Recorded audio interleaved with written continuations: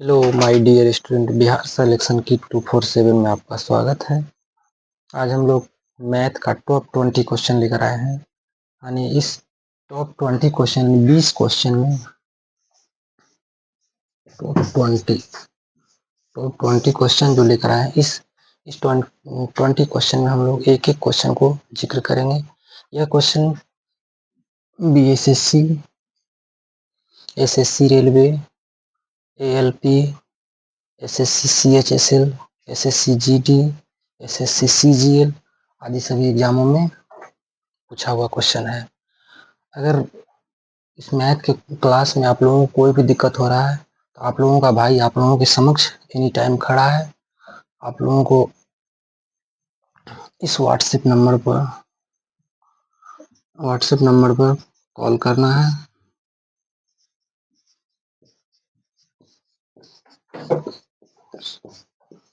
कोई भी दिक्कत हो, कोई भी परेशानी हो, किसी सवाल में तो इस नंबर पर कॉल कीजिए और सीधा कांटेक्ट कीजिए, आपकी समस्या का समाधान होगा। चलिए हम लोग एक एक नंबर से पूरे सवाल पर आज हम लोग जिक्र करते हैं।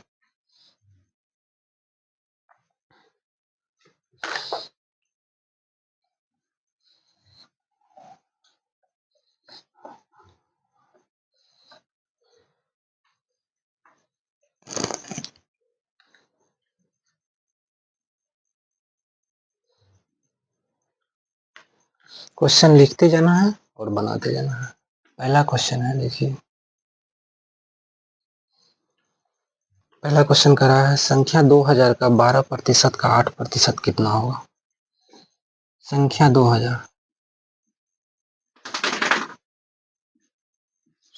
2000 का 12% का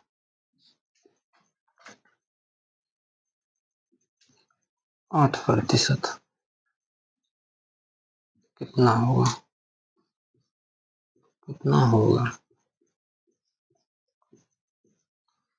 कोई दिक्कत नहीं, चलिए अब बनाइए इसको। देखिए क्या है, संख्या कितना दिया हुआ है 2000, लिख दीजिए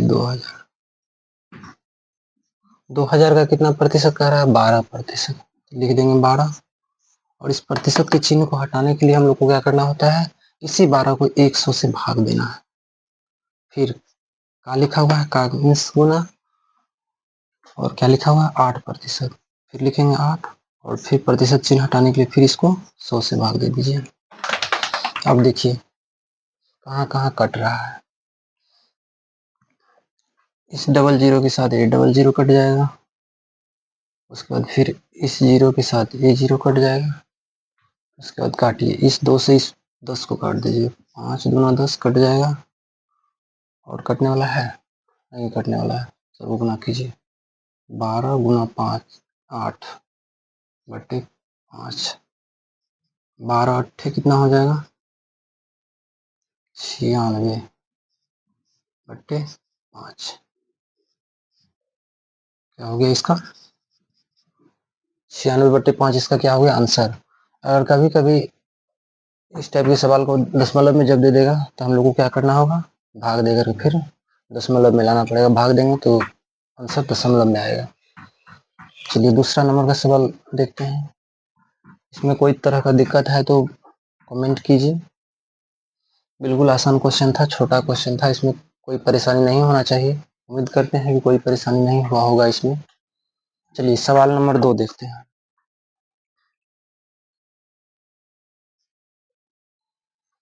दूसरा नंबर सवाल देखिए क्या कहता है। दूसरा नंबर कह रहा है किसी संख्या के 16% का मान 48 है तो वह संख्या क्या होगी। किसी संख्या के 16% का मान 48 है तो वह संख्या क्या होगी। क्या होगी। चलिए आगे लिखते हैं, वह संख्या, यहाँ से लिख लीजिए, वह संख्या क्या होगी।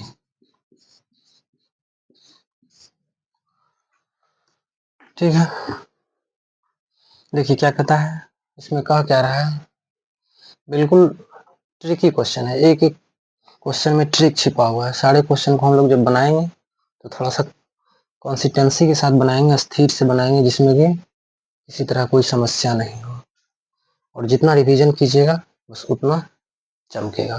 कहावत है, सोना को जितना हम लोग पीटते हैं उसी तरह से उतना चमकता है। तो मैथ भी सोना से कोई कम नहीं है, इसको भी हम लोग जितना रिवीजन करेंगे, जितना रिपीट करेंगे, उतना ही चमकता है। तो कहता है 16% का वैल्यू कितना है, 48 है। तो लिख सकते हैं इसको हम लोग ऐसे, 16%। 16% का वैल्यू कितना है, 48। तो हम लोग को क्या करना है, 1% निकालिए। 1% का वैल्यू क्या हो जाएगा, 48/16। 1% का वैल्यू 3। और हमेशा परसेंटेज कितना का होता है, 100% होता है। परसेंट कितना में होता है, 100 में। तो हम लोग को भी 100% निकालना है। तो 100% निकालने के लिए क्या करना पड़ेगा, 100% लिखेंगे, 100% का वैल्यू, तो 3 गुना 100, 300। एक एक सवाल में ट्रिक छिपा हुआ है और बिल्कुल आसान है। इसको हम लोग मान करके भी बना सकते हैं। जैसे मान लीजिए लिखा हुआ है 16% का वैल्यू कितना दिया है, 48। तो हम लोग इसको ऐसे मान सकते हैं, माना कि कह रहा है किसी संख्या के 16% का मान 48 है, तो वह संख्या क्या है। मान लीजिए जो संख्या हम लोग को निकालने के लिए कह रहा है वह संख्या x है। तो इसी x का वैल्यू जो दिया हुआ है 16% में 48 दिया हुआ है, तो हम लोग क्या लिख देंगे, 16/100 बराबर क्या है, 48। कोई दिक्कत नहीं यहाँ तक। यानी हम इसको क्या मान लिए, पूरी संख्या को x मान लिए, और 16% का वैल्यू क्या क्या दिया हुआ है, 48 दिया हुआ है। तो हमको प्रतिशत चिन्ह को हटाने के लिए क्या करना पड़ेगा, 100 से भाग देना है। 100 से भाग दिए, अब काटिए, 4 चौके 16, 25 चौके 100। कोई दिक्कत नहीं। अब इसको इसके साथ कर दीजिए, ये क्या हो जाएगा, 4x बराबर 25 गुना 48। अब काटिए, 16 तिया 48, 12 चौके 48, यहाँ पे कट गया ना, 12 चौके 48 कट गया। अब x बराबर क्या हो गया, 25 गुना 12, 25 को 12 से गुना करेंगे फिर भी 300 होगा। इस तरह से भी बना सकते हैं, और इसको हम x मान करके भी बना सकते हैं। कोई दिक्कत नहीं, अगर कोई दिक्कत है तो बताइए। चलिए अगला सवाल देखते हैं, सवाल नंबर 3।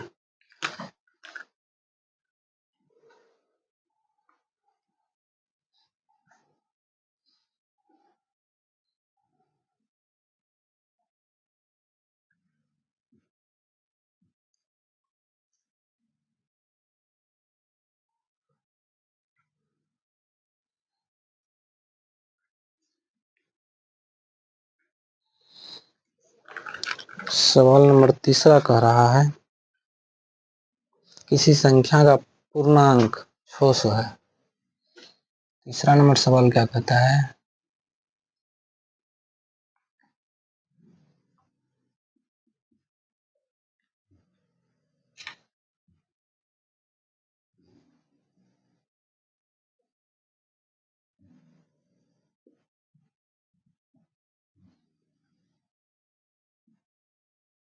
किसी संख्या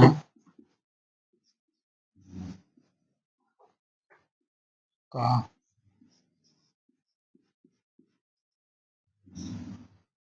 पूर्णांक 600 है।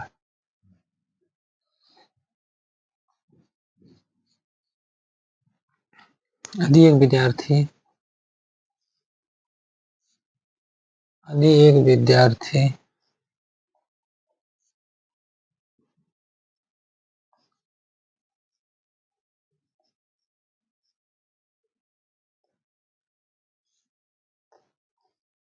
एक विद्यार्थी 480 अंक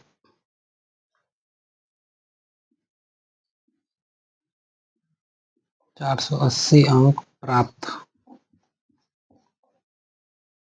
करता है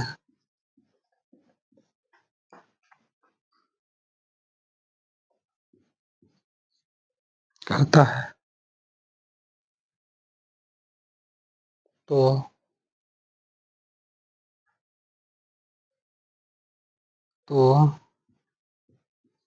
वह कितना प्रतिशत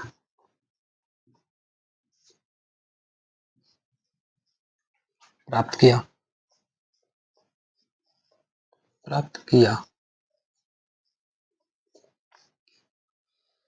कहता है किसी संख्या का पूर्णांक 600 है। यदि एक विद्यार्थी 480 अंक प्राप्त करता है तो वह कितना प्रतिशत प्राप्त किया। ठीक है, बनाइए।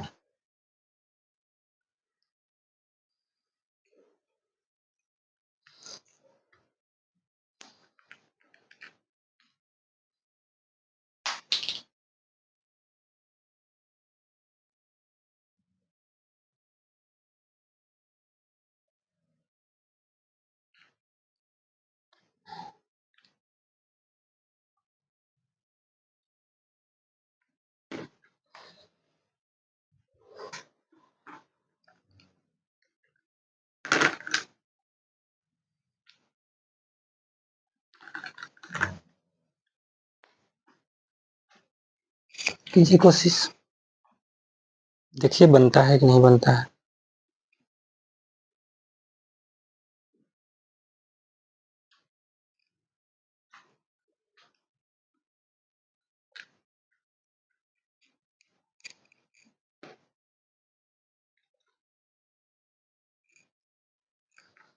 चलिए देखते हैं। इसका टोटल पूर्णांक कितना दिया हुआ है, 600 दिया हुआ है। टोटल पूर्णांक कितना है, 600, लिख दीजिए 600। और लाया कितना, 100। देखिए टोटल में कितना लाया है, 480 अंक लाया है। तो जो अंक प्राप्त करता है उसको हम लोग कहाँ लिखते हैं, ऊपर। यहाँ लिख दीजिए प्रतिशत बराबर। और जो टोटल अंक है उसको कहाँ लिखते हैं, नीचे। और प्रतिशत में बदलने के लिए इसको 100 से कर दीजिए गुना। चलिए काटिए, डबल जीरो के साथ ये डबल जीरो कट जाएगा, बचेगा कितना, 480 और नीचे 6 बचा हुआ है। तो लिख दीजिए 6 अट्ठे 48, कट जाएगा और ये जीरो आ जाएगा। तो क्या हो गया, 80%। ये इसका आंसर हो गया। कुछ भी नहीं करना है, इस टाइप का क्वेश्चन जवाब प्रतिशत में बदलने के लिए कितना प्रतिशत ला रहा है। कोई विद्यार्थी मैट्रिक में 272 अंक लाया और फुल पूर्णांक अगर 500 है तो वह कितना प्रतिशत लाया, ये हमको निकालना है। इंटर में 420 नंबर लाया, फुल पूर्णांक 500 है तो कितना परसेंट हुआ। इस टाइप का क्वेश्चन निकालने के लिए हम लोगों को जो मार्क लाता है उसको ऊपर रखना है और टोटल पूर्णांक को कहाँ रखना है, नीचे रखना है, 100 से गुणा कर देना है। कुछ भी नहीं करना, यानी जो नंबर लाया उसको कहाँ रखना है, ऊपर में रखना है। और जो टोटल मार्क जो है, टोटल पूर्णांक जो है उसको रखना है नीचे, 100 से गुणा कर देना है, बस आंसर आ जाएगा। कुछ नहीं करना है इसमें। उसी तरह से ये भी था, कुछ नहीं था, बिल्कुल आसान था। उम्मीद करते हैं कि बहुत अच्छा समझ में आया होगा। अगर कोई दिक्कत है तो कमेंट करके बताइए। चलिए अगला सवाल देखिए क्या कहता है। सवाल नंबर चौथा नंबर सवाल कहता है किसी कक्षा में 500 विद्यार्थी में से 450 विद्यार्थी पास हुए। विद्यार्थी कितना थे, किसी कक्षा में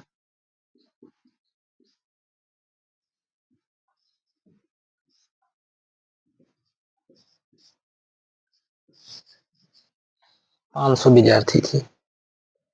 टोटल विद्यार्थी की संख्या कितना था, 500। विद्यार्थी में से 500 विद्यार्थी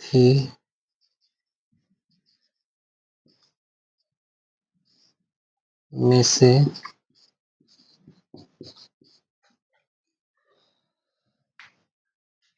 450 विद्यार्थी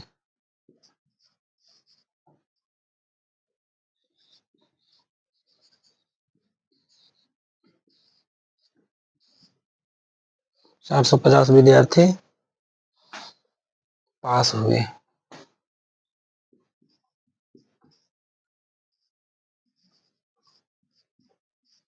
तो फेल विद्यार्थी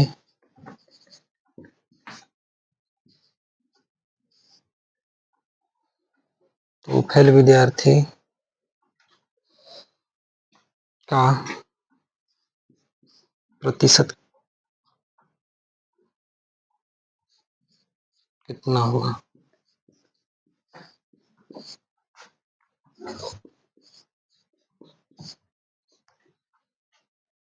फेल विद्यार्थी का प्रतिशत कितना होगा, है ना? चलिए बनाते हैं। अब इसमें देखना है कि टोटल विद्यार्थी कितना है। कहता है किसी कक्षा में 500 विद्यार्थी, टोटल विद्यार्थी कितना थे? 500। 500 विद्यार्थी में पास कितना हो गया? 450 विद्यार्थी पास कर गया। यहाँ लिख देना है 500 में पास कितना हुआ? 450। तो कहीं फेल कितना प्रतिशत, वो कितना विद्यार्थी क्या होगा? 50 विद्यार्थी। 50 विद्यार्थी क्या किया है? फेल किया है। इसी 50 विद्यार्थी को प्रतिशत में पूछ रहा है कि कितना प्रतिशत फेल किया। तो हम लोग क्या करेंगे? 50 बटे टोटल विद्यार्थी कितना है? 500, और इसको प्रतिशत में बदलने के लिए क्या करना पड़ता है? 100 से गुना करना पड़ता है। 100 से गुना कर। अब देखिए कहाँ कहाँ कौन कौन कट रहा है, किसके साथ। इस डबल जीरो को डबल जीरो के साथ काट सकते हैं, और इस 5 को 50 से भाग देंगे तो 10 आ जाएगा, पूरे कट जाएगा। तो क्या होगा ये? 10%। फेल विद्यार्थी का कितना संख्या क्या है? 10%। कोई दिक्कत नहीं हुआ होगा इस सवाल में, बिल्कुल आसान है। एक बार फिर से समझ लीजिए। कहता है किसी कक्षा में 500 विद्यार्थी में से 450 विद्यार्थी पास हुए तो फेल विद्यार्थी का प्रतिशत कितना होगा? टोटल विद्यार्थी कितना थे? 500, जिसमें पास कितना किए? 450। तो देखेंगे फेल कितना किए। तो 500 में 450 अगर पास हो गए तो फेल वही 50 किए। तो यही 50 को हम लोग को पूछ रहा है परसेंटेज में कितना होगा। तो 50 बटे 500 टोटल संख्या गुना परसेंटेज में बदलने के लिए 100। इस डबल जीरो को इस डबल जीरो के साथ काट देंगे, 5 को यहाँ इस 50 से भाग देंगे, 10 आ जाएगा। कितना आ जाएगा? 10%। उम्मीद करते हैं बहुत अच्छा समझ में आया होगा। छोटा छोटा ट्रिकी क्वेश्चन है, अच्छा समझ में आता होगा। इस तरह से चलिए 5वां नंबर क्वेश्चन पर चलते हैं।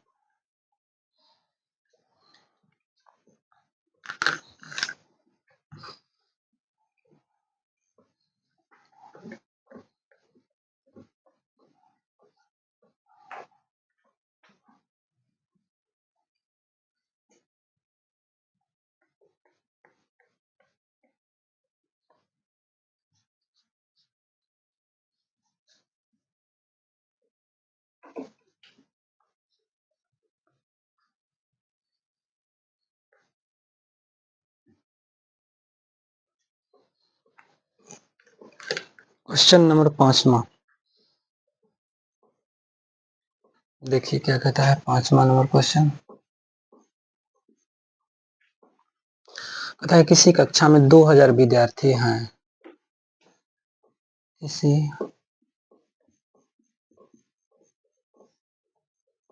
कक्षा में 2000 विद्यार्थी हैं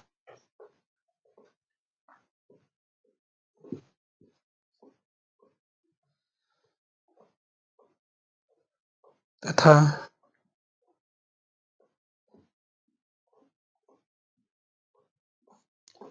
लड़का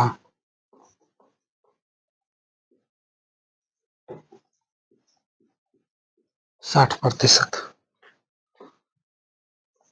है, तो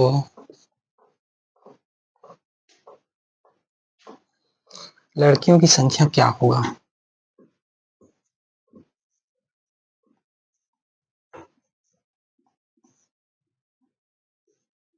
लड़कियों की संख्या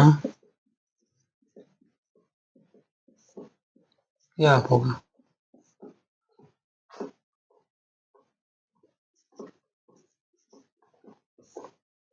ठीक है, कोई दिक्कत नहीं यहाँ तक। कह रहा है किसी कक्षा में 2000 विद्यार्थी हैं। विद्यार्थी लिख दीजिए यहाँ पर।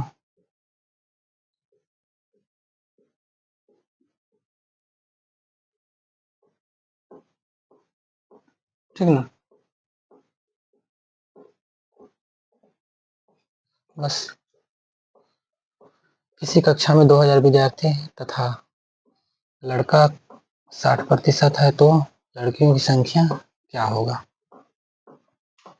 चलिए बनाइए। इसमें देखिए क्या करना है, लिखना है लड़का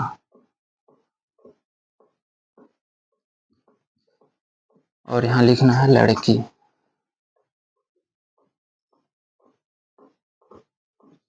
कोई दिक्कत नहीं यहाँ तक। अब देखिए इसमें दिया हुआ है लड़का कितना परसेंट दिया हुआ है, 60%।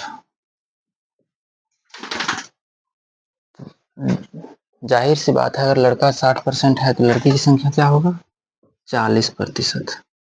और यही 40% संख्या में कितना है पूछ रहा है, तो हम लोगों को क्या करना है, इसी को संख्या में निकाल देना है। तो लिखिए 2000 का 40% निकाल दीजिए। 2000 गुना 40/100। ये डबल जीरो के साथ डबल जीरो काट दीजिए, क्या बचा, 20 गुना 40, ये हो जाएगा 800। संख्या में क्या होगा, 800। इसी को हम लोग कुछ मान करके भी बना सकते हैं, जैसे मान लीजिए ऐसे भी इसको हम लोग बना सकते हैं। इस 40% का मान हमको निकालना है, तो इसी 40% का मान क्या है,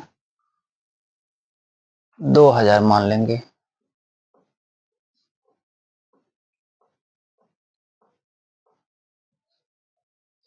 नहीं रहने दीजिए, ठीक है, यही आसान है, लेंदी हो जाएगा। अगर हम मान करके बनाते हैं थोड़ा सा बड़ा हो जाएगा, छोड़ दीजिए, बस यही काफ़ी है। अगला सवाल देखिए, छठा नंबर। छठा नंबर क्या कहता है,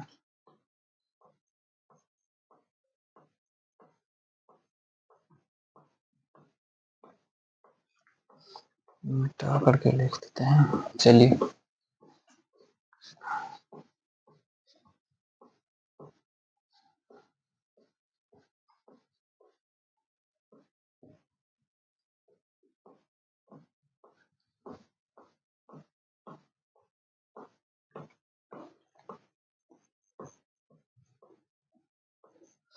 देखिए सवाल क्या कहता है, किसी व्यक्ति द्वारा अपने आय का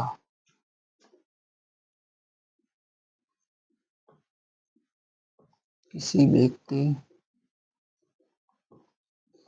द्वारा अपने आय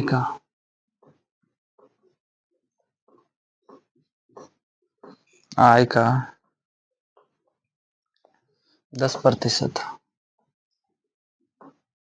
शिक्षा पर, 10% शिक्षा पर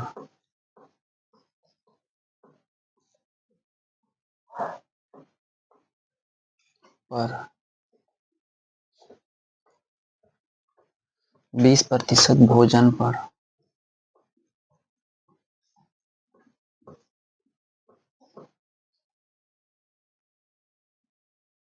20% भोजन पर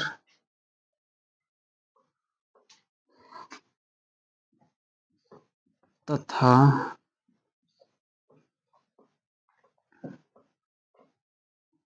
40% कपड़ों पर खर्च करे, तो कपड़ा पर कितना खर्च कर रहा है, 40%।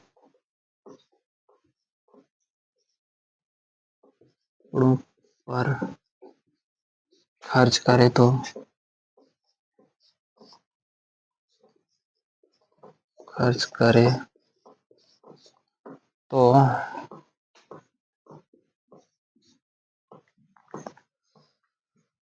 उसका कुल आय क्या है? उसका कुल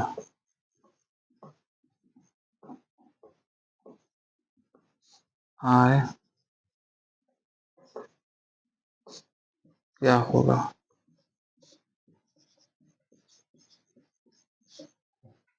उसका कुल आय क्या होगा यदि उसका बचत जो बचा रहा है, यदि उसका बचत रुपया में दिया हुआ है 2700, उसका बचत 2700 रुपया है। ठीक है, देखिए एक बार पढ़िए क्वेश्चन को। कहता है किसी व्यक्ति द्वारा अपने आय का 10% शिक्षा पर कितना खर्च कर रहा है? 10%। उसके बाद भोजन पर कितना कर रहा है? 20%। फिर कपड़ा पर कितना कर रहा है? 40% कपड़ा पर भी खर्च कर देता है। और बचाता कितना है? 2700 रुपये बचा रहा है। तो उसका कमाई कितना है? मंथली उसका इनकम क्या है? तो पहले लिखिए टोटल खर्च,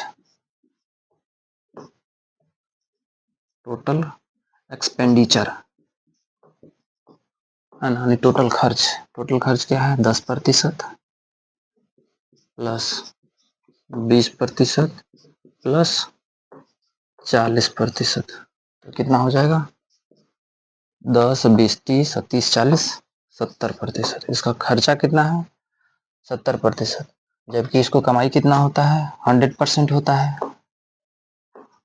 ये 100% कमाता है और 70% क्या कर देता है? खर्च कर देता है। और कहीं ना कहीं यही 70% जो इसके 30% जो बचता है, तो यही 30% का वैल्यू कितना दिया हुआ है? 2700। यानी यही बचत इसका क्या हो रहा है? 2700 रुपया हो रहा है। तो 1% का कितना हो जाएगा? 2700 बटे 30, काटिए इसके साथ ही कट जाएगा। 9 तिया 27, 0 आ जाएगा। 1% का वैल्यू कितना हो जाएगा? 90। और परसेंटेज हमेशा किस में होता है? 100 में होता है। तो 100% का निकाल दीजिए। 100%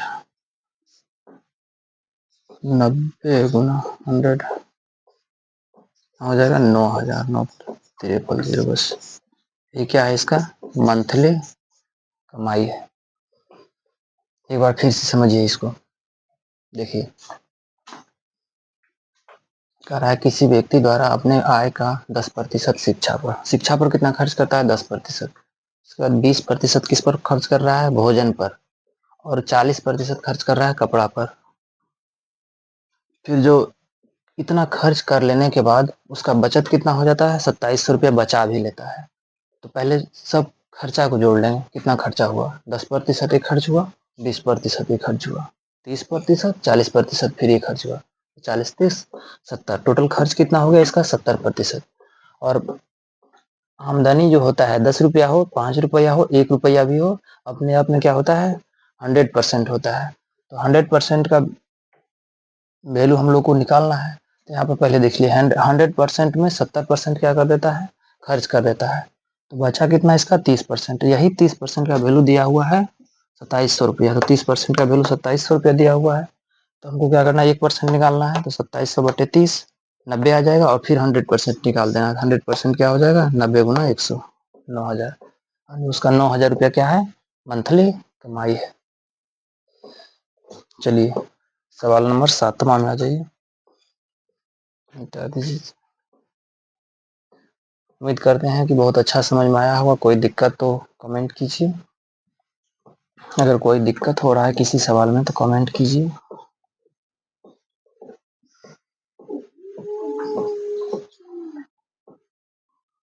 रिप्लाई जरूर मिलेगा। चलिए देखते हैं। 7वां नंबर सवाल।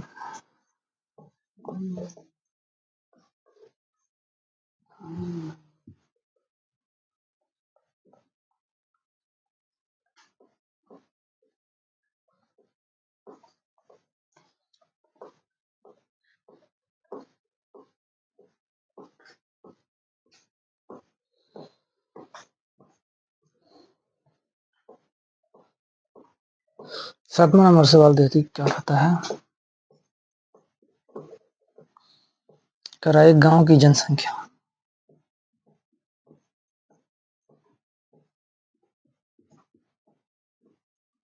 एक गांव की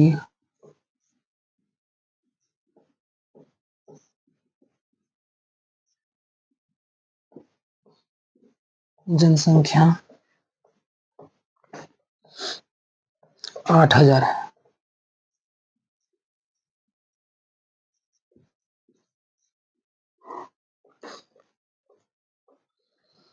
गांव की जनसंख्या कितना है? 8,000 है। आदि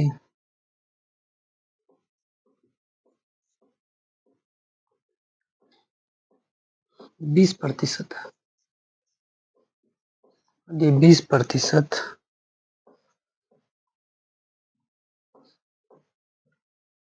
की दर से प्रति वर्ष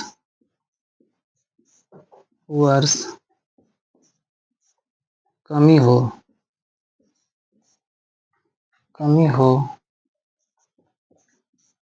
तो 2 वर्ष पहले उस गांव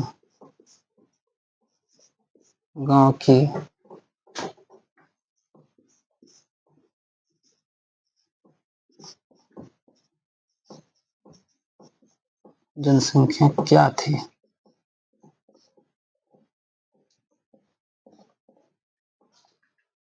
कमी कितना हो रहा है? प्रत्येक वर्ष 20% का कमी कह रहा है। तो 2 वर्ष पहले उस गांव की जनसंख्या क्या थी?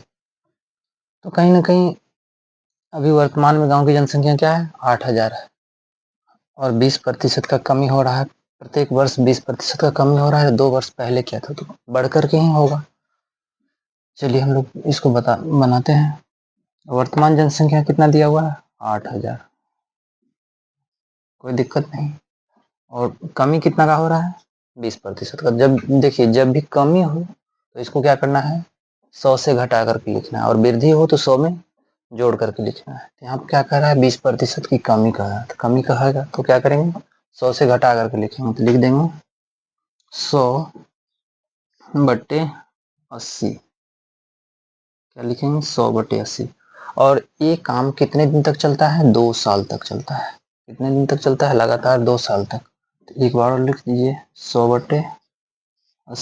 कोई दिक्कत नहीं। चलिए काटा पीटी स्टार्ट कीजिए। इस जीरो के साथ ये जीरो कट जाएगा। फिर इस जीरो के साथ यहाँ पे जीरो कट जाएगा। अब काटिए। नहीं कट जाएगा। 2 चौके 8, 25 चौके 100। फिर ये कट जाएगा 2 चौके 8, ये भी कट जाएगा 25 चौके 100। कोई दिक्कत नहीं आता। अब काट दीजिए। 4 दूना 8, ये कट जाएगा। फिर इस 2 को इससे काट दीजिए। 2 दूना 4,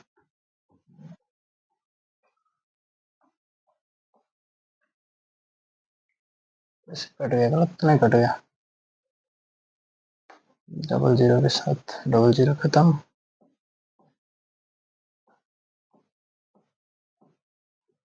रुक जाइए, लगता है गलत कट गया। कोई नहीं, रुक जाइए 1 सेकेंड। फिर से कर लेते हैं इसको। जनसंख्या क्या था? 8,000। 20% की कमी। तो क्या लिखेंगे? 100/80। ये क्रिया 2 साल तक चला। तो फिर लिखेंगे एक बार और 100/80। ठीक है। अब काटिए। इस जीरो के साथ ही जीरो काट दीजिए। फिर इसके साथ ही कट जाएगा। कोई दिक्कत नहीं। 8,000 है, 8,000 को हम लोग इस 8 से भाग देंगे तो 1,000 हो जाएगा, ये कट जाएगा। अब कौन सा कट रहा है देखिए, इसको काट दीजिए, 50 से काटिए, 50 चौका 100, 4 दूना 8, फिर काटिए, 25 दूना 50, 2 दूना 4, 500 से 2 को काट दीजिए, कट गया, सब कट गया तो क्या हो गया, 500 गुना 2, बचे 25, ये कितना हो गया 125 पर डबल जीरो बैठा दीजिए। कहीं काटने में हमको लगता है मिस्टेक हो गया था, इसमें काटने में कहीं हो सकता है तो छूट गया होगा। चलिए कोई दिक्कत नहीं, उम्मीद करते हैं कि अच्छा समझ में आ गया होगा।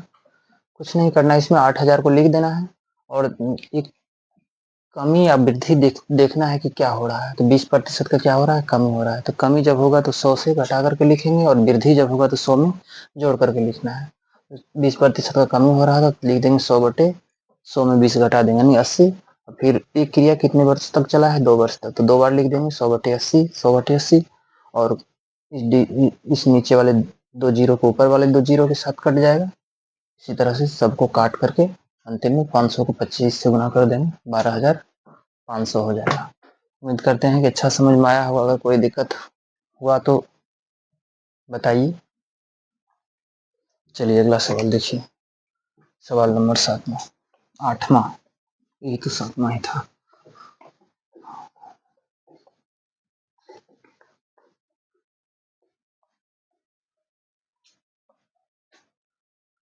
चलिए देखिए 8वां नंबर सवाल क्या कहता है।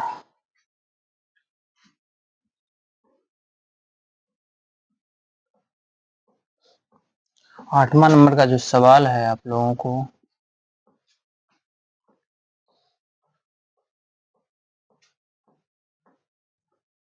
खुद से बनाना है और आप लोगों को समझ लीजिए कि टास्क के रूप में दिया जा रहा है। लिखा है 9 और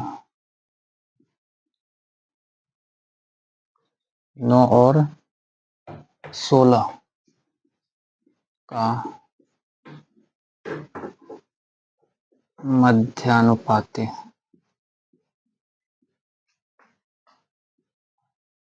क्या होगा।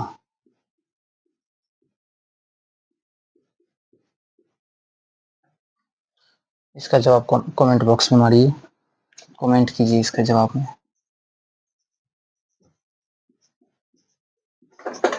कमेंट में इसका जवाब दीजिए। अगर नहीं बनेगा तो कमेंट में ही इसका जवाब भी पूछना भी है। इस सवाल को कमेंट में ही पूछ भी लेना अगर नहीं बनेगा तो। चलिए 9 नंबर देखिए, 9 नंबर में क्या कहता है, एक त्रिभुज के कोनों का मान, एक त्रिभुज के कोनों का मान, एक त्रिभुज के कोनों का मान दिया हुआ है 2:3:5 है।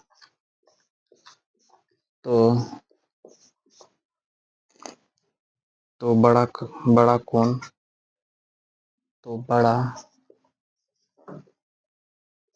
कोण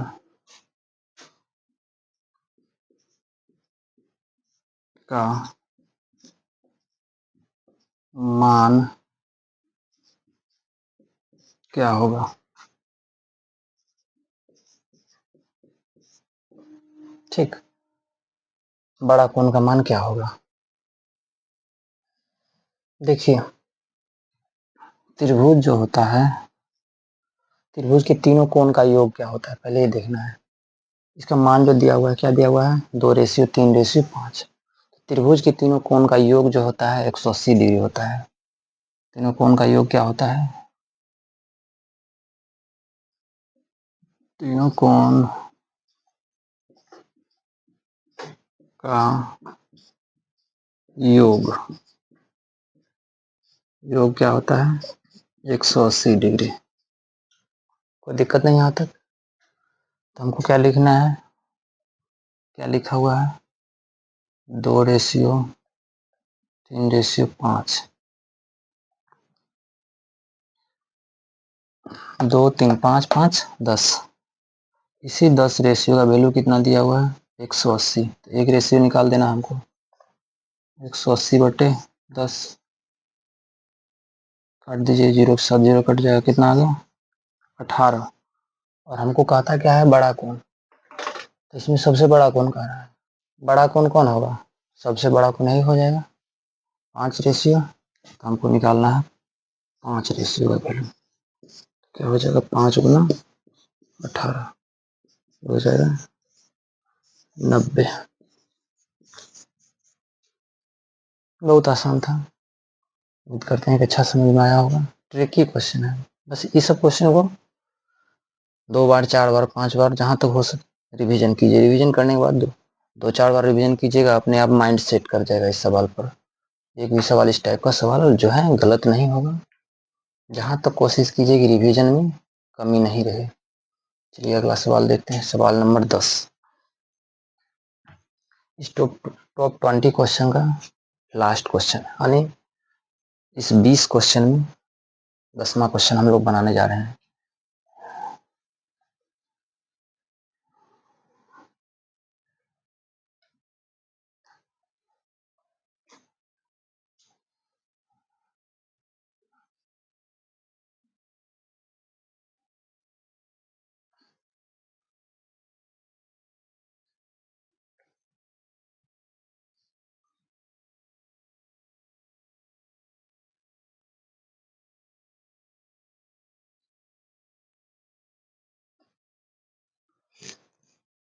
देखिए क्या कहता है,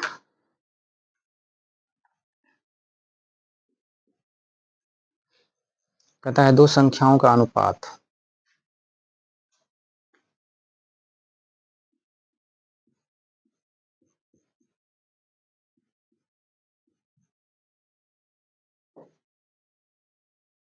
दो संख्याओं का अनुपात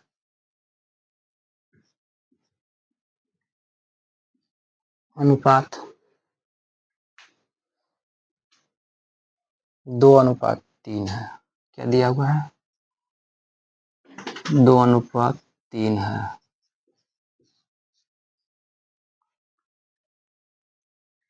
दो संख्याओं का अनुपात 2:3 है तथा इनका गुणनफल, तथा इनका गुणनफल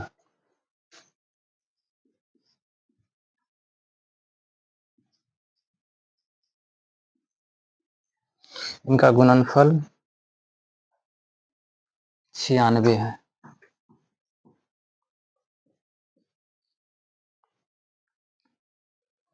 तो बड़ी संख्या क्या होगी, तो बड़ी संख्या क्या होगी,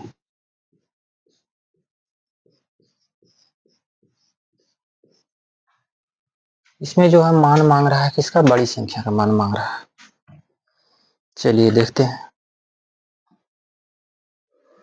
अनुपात में दोनों संख्या क्या है, 2:3 है। अनुपात में क्या दिया हुआ है, 2:3। तो इसको हम लोग मान सकते हैं, 2 को भी x मान सकते हैं, 3 को भी x मान सकते हैं। x मान लेने से होगा क्या, बनाने में थोड़ा सा हम लोगों को आसान होगा और समझने में बहुत आसान होगा। इसको मान लीजिए क्या लिखा है, 2:3 है। इसको हम लोग ऐसे मान सकते हैं 2x, और इसको मान सकते हैं 3x। इसी दोनों का गुणनफल क्या दिया हुआ है, 96। गुना कर दीजिए तो हो जाएगा 6x²। इसी 6x² का वैल्यू कितना दिया है, 96 दिया हुआ है। x² का निकालिए, 96/6 16 हो जाएगा। कोई दिक्कत नहीं, अगर किसी प्रकार कोई समस्या है तो बोलिए। x² का वैल्यू कितना आ गया, x² का वैल्यू आ गया 16। अभी इस पावर को हटाएंगे तो इस पर रूट आ जाएगा, x बराबर क्या हो जाएगा, रूट अंडर 16, इसका वैल्यू हो जाएगा 4। एक्स का वैल्यू कितना आ गया 4। हम लोगों को क्या कहा है निकालने के लिए बड़ी संख्या, लिख दीजिए बड़ी संख्या।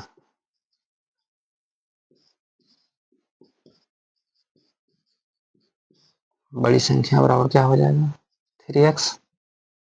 3x है बड़ी संख्या, 3x 3 और x का वैल्यू कितना आया 4, कर दीजिएगा 12। बहुत आसान है, कुछ नहीं इस टाइप का सवाल है, बनाइए। हम बार बार कह रहे हैं कि एक सवाल को कम से कम 5 बार रिवीजन कीजिए। कितना बार रिवीजन करना है 5 बार, सवाल याद हो जाएगा, 5 बार में सवाल याद हो जाएगा। अगर जो सवाल समझ में नहीं आवे उसको खूब रिवीजन कीजिए, जितना रिवीजन कीजिए कि रिवीजन करते करते सवाल याद हो गया। लेकिन ऐसा नहीं होता है, आप 2-4 बार रिवीजन कीजिएगा सवाल आपके माइंड में सेट हो जाएगा। कोई भी सवाल अगर समझ में नहीं आ रहा है उसको 2 बार 4 बार रिवीजन कीजिएगा तो आपके दिमाग में सेट कर जाएगा। अगर कोई दिक्कत है, कोई परेशानी है तो आपका भाई आपके साथ खड़ा है हमेशा। मैथ और रीजनिंग में किसी प्रकार का कोई दिक्कत है तो आपका भाई आपके साथ खड़ा है। बस इस चैनल का नाम है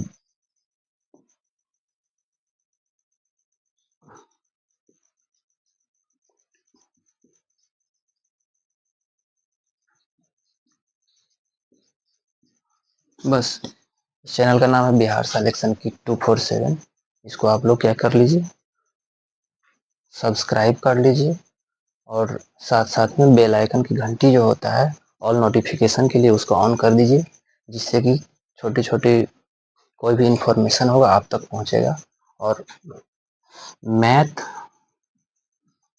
और रीजनिंग इसके लिए हमेशा आपका भाई तैयार है। कोई भी समस्या होगा मैथ रीजनिंग में, किसी भी सवाल में कोई डाउट होगा तो नंबर है 7992272447 पर कॉल कीजिए, आपकी समस्या का समाधान निश्चित रूप से किया जाएगा।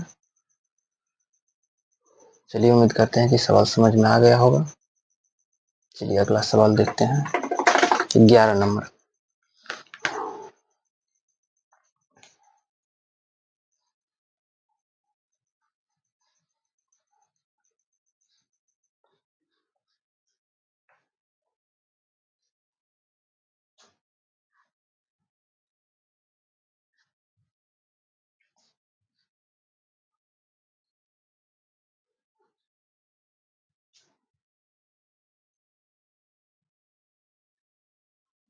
चलिए 11 नंबर सवाल पर आ जाइए।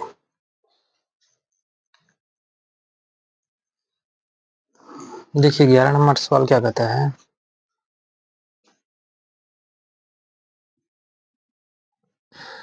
750 की 750 रुपया की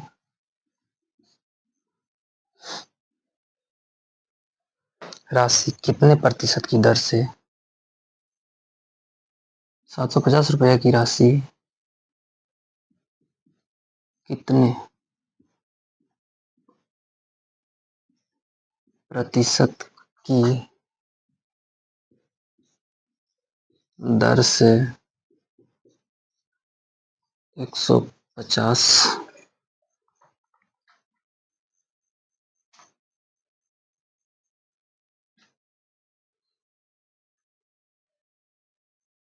150 रुपया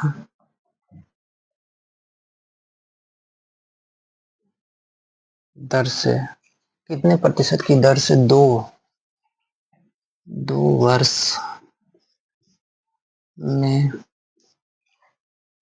2 वर्ष में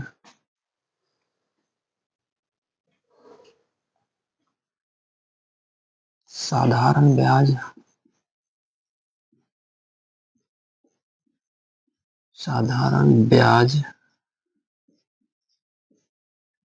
150 रुपया दे देगी दे देगी। चलिए बनाइए। कहता है 750 रुपये की राशि कितने प्रतिशत की दर से 2 वर्ष में साधारण ब्याज 150 रुपया दे देगी। दर पूछ रहा है ना। चलिए बनाइए, तब तक हम एक काम कर लेते हैं।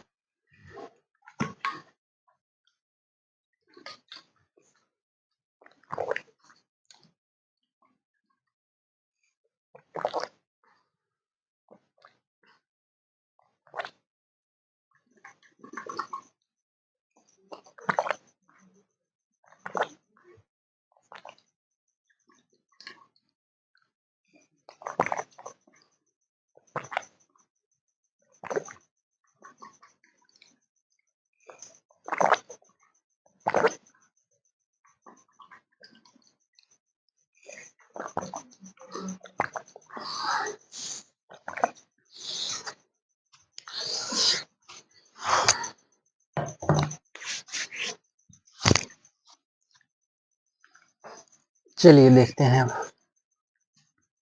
क्वेश्चन क्या कह रहा है। राशि कितना है 750 रुपया, और इसको पूछ रहा है कि 150 रुपया कितने प्रतिशत की दर से हो जाएगा जब समय दिया हुआ है 2 वर्ष और ब्याज दिया हुआ है 150 रुपया। दर पूछ रहा है तो फार्मूला लिखिए, दर बराबर होता है, सूत्र है ब्याज गुना 100 बट्टे मूलधन गुना समय। कोई दिक्कत नहीं फार्मूला में? फार्मूला में अगर कोई दिक्कत है किसी को तो बोलिए। दर बराबर ब्याज गुना 100 बट्टे मूलधन, ये मूलधन लिखा हुआ है, मूलधन गुना समय। बस इस पूरे मान को इस पर बैठा दीजिए। बिल्कुल समझिए, निर्जीव सवाल है, कुछ नहीं दम है इसमें। मान बैठाइए। ब्याज कितना है 150, 150 गुना 100 बट्टे मूलधन कितना दिया हुआ है 750, और इसका समय कितना है 2 साल, लिख दीजिए। कोई दिक्कत नहीं यहाँ तक? चलिए काटिए, इस जीरो से इस जीरो को काट देंगे। आगे देखिए, 15 पंचे 75, ये भी कट जाएगा। अब काटिए, इस 5 से इस 100 को काटिए, 20 पंचे 100, ये कट जाएगा इसके साथ। इस 2 को इस 20 से काट दीजिए, 10 दूना 20, सब कट गया, सब कट गया। कितना आ गया 10%। उम्मीद करते हैं कि अच्छा समझ में आया होगा। बिल्कुल छोटा छोटा क्वेश्चन, जितना भी क्वेश्चन है सब छोटा छोटा क्वेश्चन है, सब ट्रिकी क्वेश्चन है। ये question SSC CGL CGL SSC CGL का पूछा हुआ है। और इसी तरह से ज्ञान का लेवल चाहे जो भी हो, क्वेश्चन हम लोगों का इसी सिलेबस के अंदर रहेगा सारा। हम लोगों का सिलेबस से बाहर एक भी क्वेश्चन नहीं जाएगा। उम्मीद करते हैं कि ये क्वेश्चन आप लोगों को अच्छा समझ में आया होगा। जिस क्वेश्चन में थोड़ा सा डाउट हो, शक हो, तो उसको पहले 2-3 बार रिवीजन कीजिए। रिवीजन करने के बाद एक भी क्वेश्चन ऐसा नहीं है जिस जिस जो कि आप लोगों से नहीं बन पाएगा। चलिए सवाल नंबर 12वां को देखते हैं।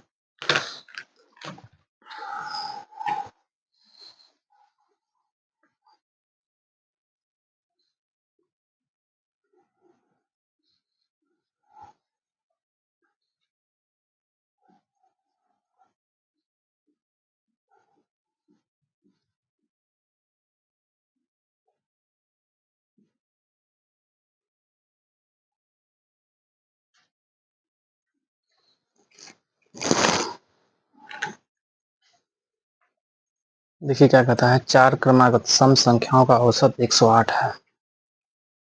12 नंबर में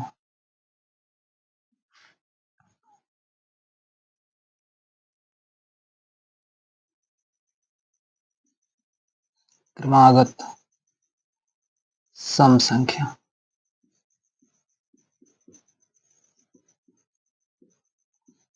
का औसत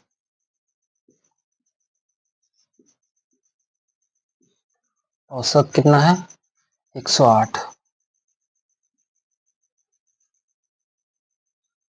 108 है। 4 क्रमागत सम संख्याओं का औसत 108 है।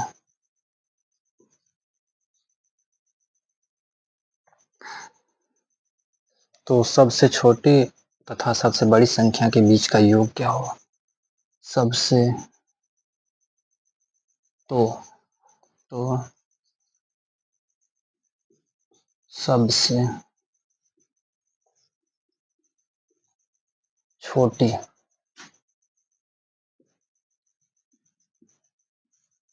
और सबसे बड़ी संख्या का योग क्या होगा?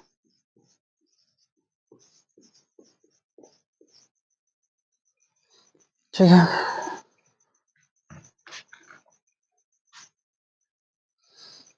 देखिए कितना पेचीदा सवाल है और कितना आराम से बनेगा। इसका औसत कितना दिया हुआ है, पहले ये चीज लिख लीजिए।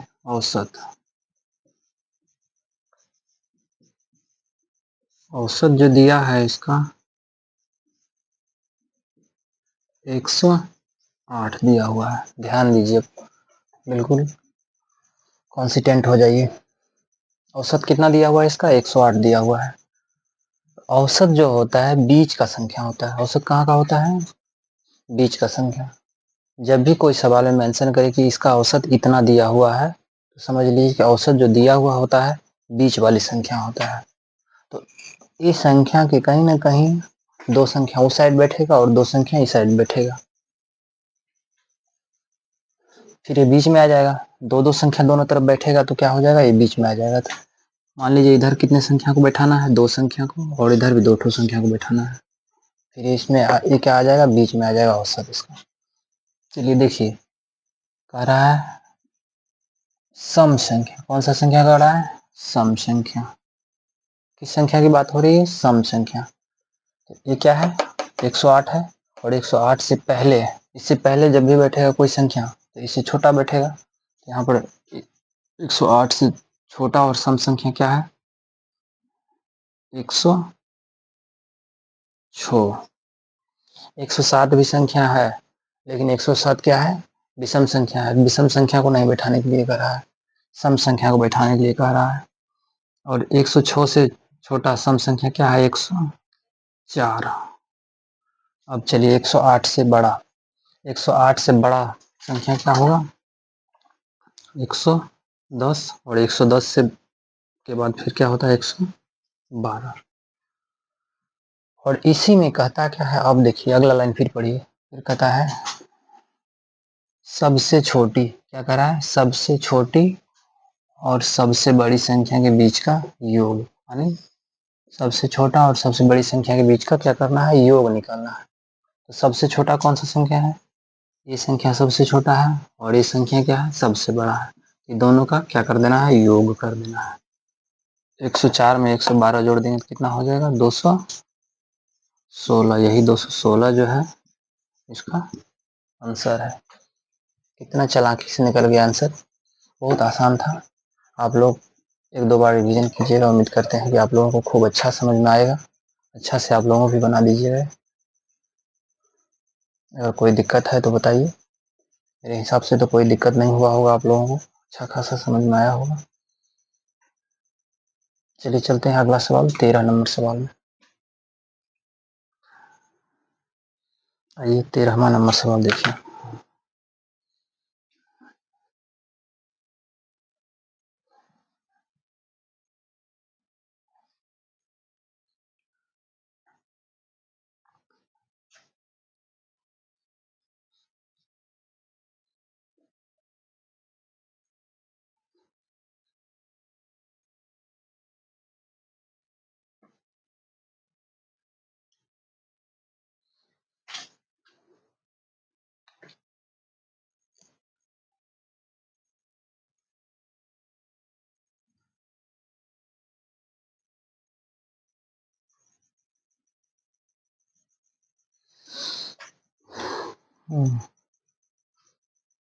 सवाल नंबर 13।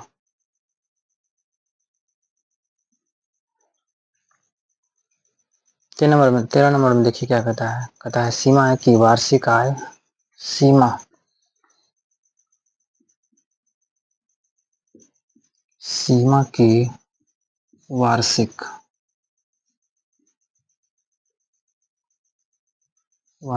आय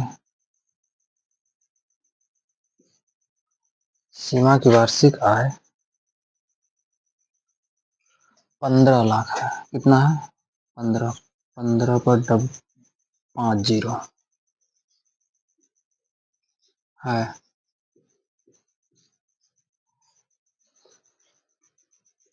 तथा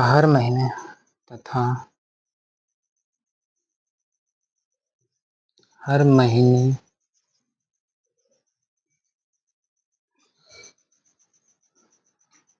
हर महीने वह 30,000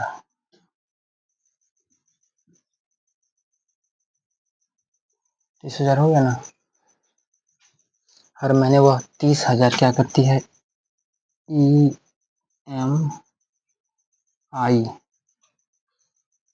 EMI में देती है।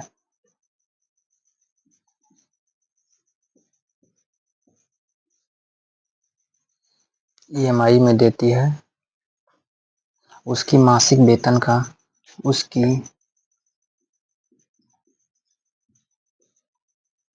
मासिक वेतन का कितना प्रतिशत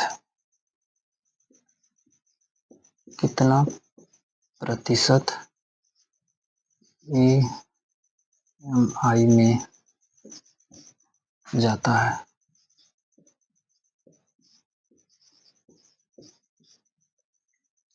उसके मासिक वेतन का कितना प्रतिशत EMI में जाता है। देखिए इसका टोटल कमाई कितना है? 15 लाख है।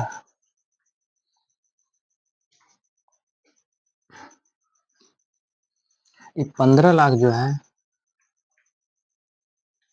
वार्षिक है, यानी 1 साल का कमाई इसका क्या है? 15 लाख है। लिख दीजिए 1 ईयर का कमाई कितना है? 15 लाख। ठीक है, तो हम लोगों को सबसे पहले क्या करना है? 1 मंथ का निकालना है। क्या करना है? 1 मंथ का।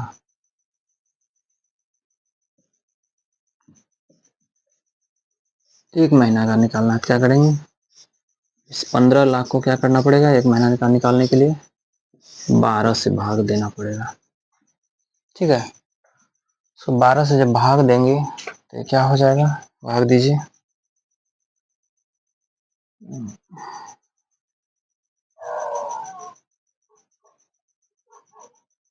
12 के 12 कितना बच गया? 3। 12 और 30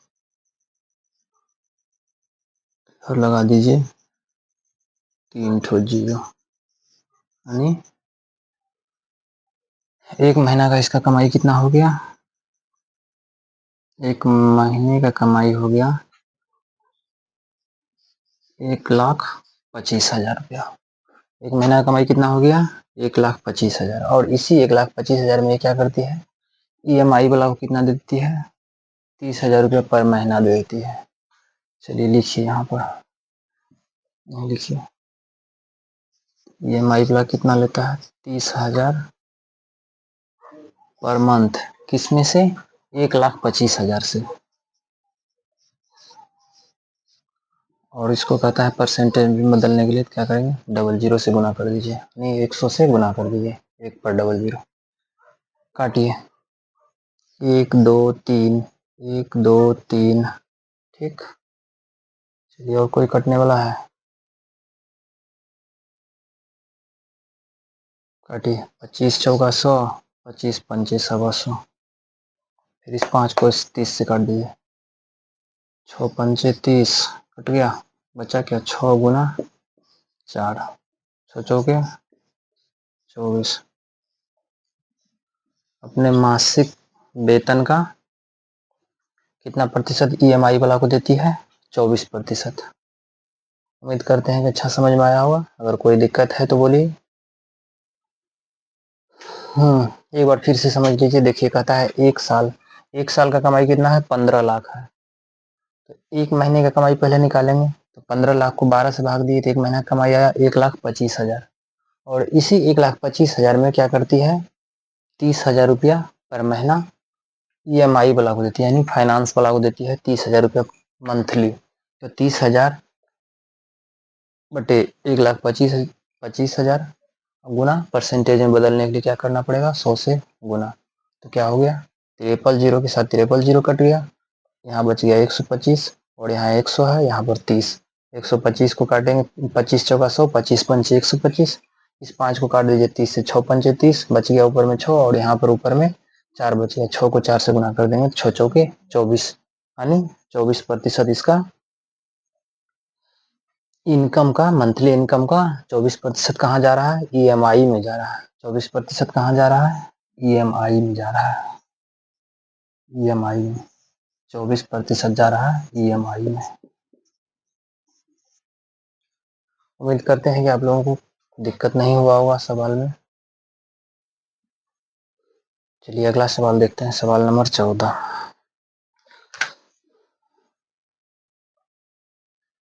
नंबर का सवाल देखिए।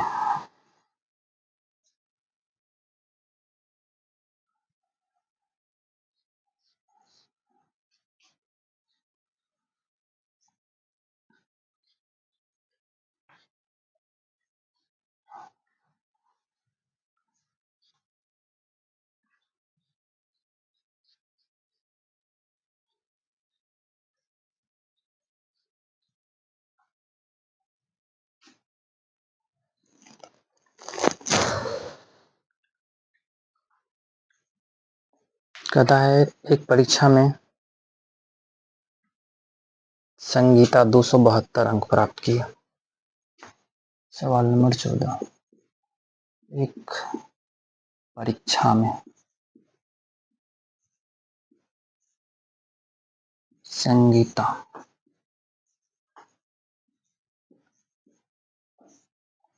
272 अंक प्राप्त किए।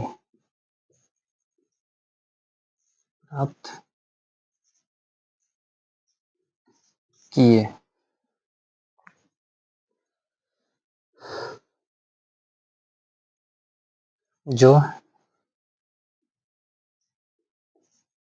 64%,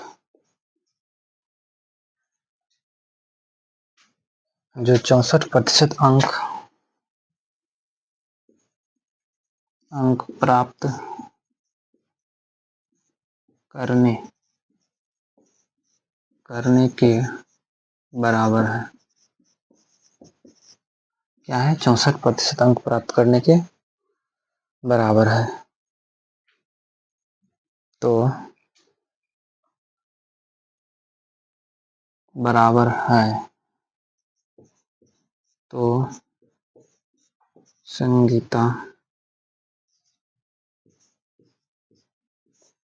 को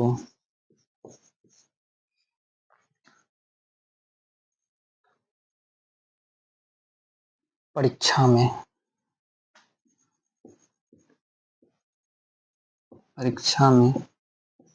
कितने अंक मिले?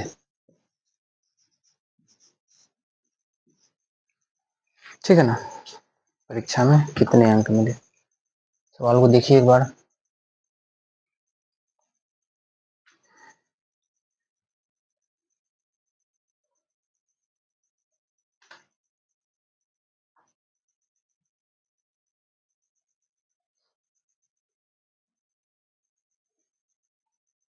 ठीक है, देखें कितना अंक प्राप्त किया इन्होंने? 272 अंक। और वही 272 अंक किसके बराबर है? 64% के बराबर है। तो परीक्षा में कितना अंक का परीक्षा हुआ है? टोटल अंक कितना है इस परीक्षा का? इस सवाल में विकल्प देते हैं, यानी ऑप्शन देते हैं, आप लोग इस सवाल को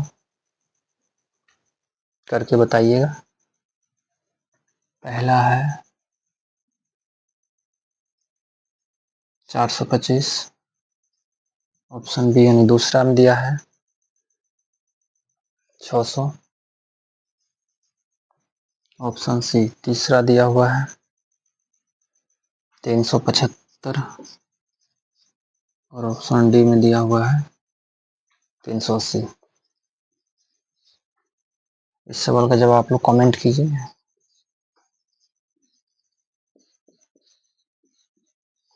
और फिर आप लोगों का भी हम देखते हैं कि कितना परसेंट समझ में आता है। इस सवाल का जवाब कर दीजिएगा तो समझ जाएंगे कि इससे पीछे वाला 13 सवाल जो बना है आप लोगों को अच्छा से समझ में आ गया होगा। चलिए देखते हैं।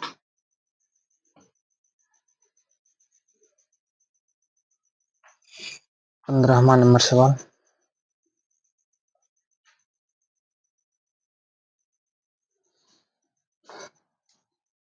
देखिए 15 नंबर का सवाल क्या कहता है। 15 नंबर कह रहा है 8000 की राशि कितने समय में, 8000 की राशि कितने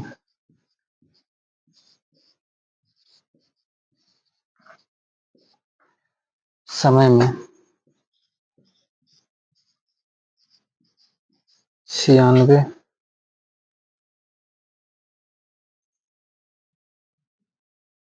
कितने समय में 10% की दर से, कितने समय में 10%, 10% की दर से, 10% की दर से 9600, 9600 रुपया हो जाएगी।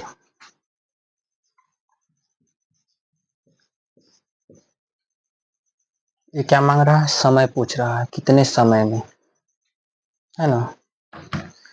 चलिए इसको करते हैं। समय निकालने का फॉर्मूला होता है, समय बराबर होता है ब्याज गुना 100 बटे मूलधन गुना दर। बस इतना अगर हम लोग लिख लिए तो समझ लीजिए सवाल बन गया, इसमें कुछ नहीं बचा। कितना दिया हुआ है, मूलधन कितना दिया हुआ है 8000, और 8000 से बढ़कर के कितना हो जा रहा है 9600 रुपया। तो कहीं ना कहीं 8000 जो, यही 8000 9600 रुपया जो बना रहा है, तो देखेंगे कि ब्याज कितना दे रहा है 8000, तो 8000 रुपया बढ़ करके कितना हो जा रहा है 9600 रुपया। इसका मतलब ब्याज कितना दे रहा है 1600 रुपया ब्याज दे रहा है। स्पष्ट है कि ब्याज कितना दे रहा है। जाहिर सी बात है कि हम लोग 8000 मूलधन अगर लेकर के कोई काम कर रहे हैं और वह बढ़ करके 9600 हो जा रहा है, तो ब्याज कितना दिया होगा 8000, 1600 ब्याज दिया होगा। तो क्या करेंगे, लिख देंगे, यहाँ पर लिख दीजिए 1600 ब्याज गुना 100 है, 1600 गुना 100 बट्टे मूलधन, मूलधन कितना दिया है 8000, लिख दीजिए 8000 गुना दर कितना दिया हुआ है 10%, लिख दीजिए 10, काटिए 1 2 3, 1 2 3, इस जीरो से इस जीरो को फिर काट दीजिए, क्या बचा 8 बच गया नीचे, ऊपर में 16, 8 दूना 16, सब कट गया, क्या बच गया 2, यही 2 साल इसका क्या हो जाएगा आंसर हो जाएगा। पूछ रहा था कितने समय में 9600 होगा, कितने समय में हो जाएगा 9600, 8000 10% की दर से कितने समय में 9600 हो जाएगा, 2 साल में 9600 हो जाएगा। चलिए उम्मीद करते हैं कि बहुत अच्छा समझ में आया होगा। एक भी सवाल ऐसा नहीं है जिसमें आप लोगों को समझ में नहीं आया होगा। क्योंकि समझाने का ट्रिक कुछ अलग ही है। ट्रिक के हिसाब से समझ में आता है क्वेश्चन, बिल्कुल ठीठी अंदाज में। एक भी सवाल को बिना समझाए नहीं छोड़ा जाएगा। चलिए अगला सवाल देखते हैं, सवाल नंबर 16।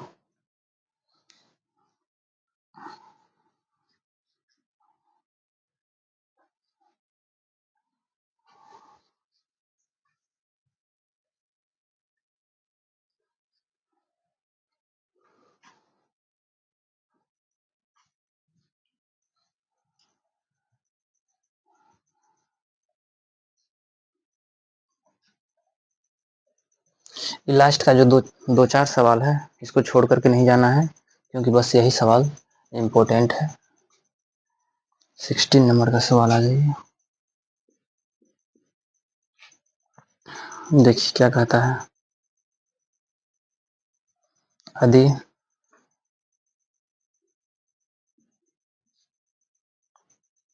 6,18,39 और x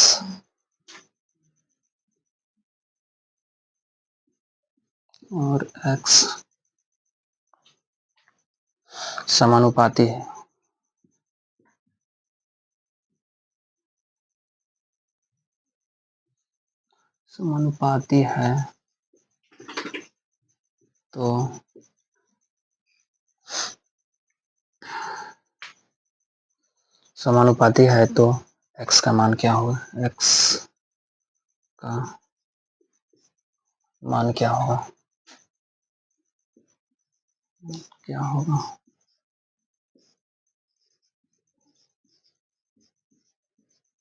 ठीक है, x का मान मांग रहा है। देखिए कैसे बनाना है इसको।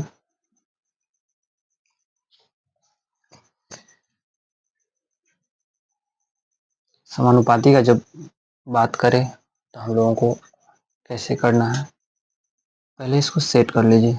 क्या लिखा है?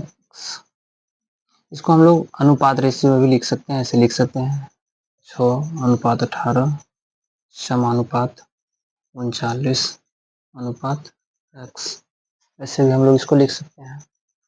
अब क्या करना है, इस टाइप का क्वेश्चन जब हो जाए तब x का मान मांगे या अनुपातिक पूछे तो हम लोग को क्या करना है, गुना कैसे करना है। देखिए, इस साइड वाले को साइड के साथ तुलना करना है और बीच वाले को बीच वाले के साथ तुलना करना है। कहने का मतलब 6 को इस x के साथ कीजिए और 18 को 39 के साथ कीजिए। 39 है, काटिए, 6×18, x बराबर क्या हो जाएगा, 3×39 कर दीजिए। 3×9 = 27 के साथ 3×3 = 9 2 11 117। बहुत आसान है। कभी कभी अभी तो यहाँ पर जैसे मान लीजिए कोमा करके दिया है, कभी कभी ऐसा लिख देगा 2:4 1:x का मान निकाले, कह देगा इतना का मान निकाले। तो इस क्वेश्चन को मान लीजिए क्वेश्चन है, आप लोग इसका जवाब कमेंट करके बताइएगा क्या होता है। और इसमें एक बार फिर से समझ लीजिए, 6,18,39 और x दिया हुआ है तो x का मान पूछ रहा है, तो क्या लिखेंगे 6:18। अनुपात नहीं भी लिखे तो ऐसे भी हम लोग लिख सकते हैं इसको, ऐसे 6:18,39 और x, फिर उसी तरह से बगल वाले को बगल वाले के साथ और बीच वाले दोनों को एक साथ क्या कर देना है, तुलना कर देना है, बस आंसर सेम आएगा। और सजाने का तरीका ये बताया गया, किस तरह से हम लोग इसको सजा करके लिख सकते हैं, और इस तरह से भी लिखेंगे तो गलत नहीं होगा। चलिए अगला सवाल देखते हैं, सवाल नंबर 17।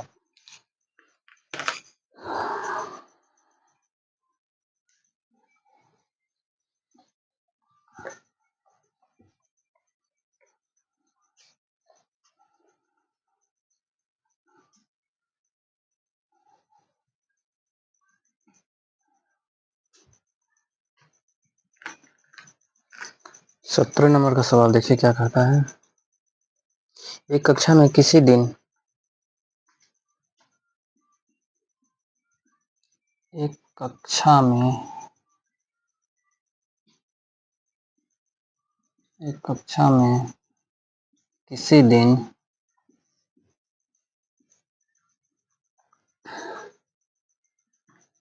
एक कक्षा में किसी दिन 5% छात्र 5% छात्र अनुपस्थित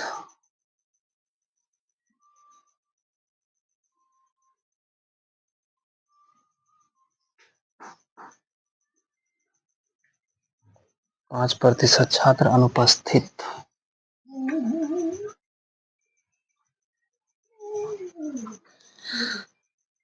अनुपस्थित हैं।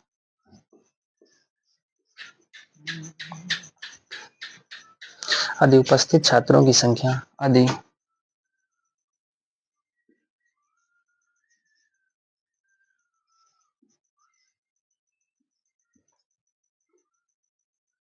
उपस्थित गलत है क्या? उपस्थित ऐसे नहीं लिखना है।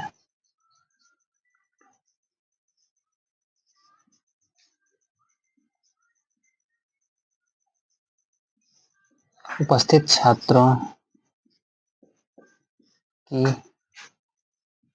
संख्या 38 है तो कक्षा में कुल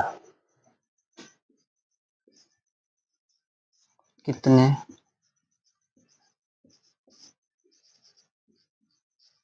छात्र थे, है ना। उपस्थित छात्रों की संख्या क्या है? 38 है तो कक्षा में कुल कितने छात्र थे। चलिए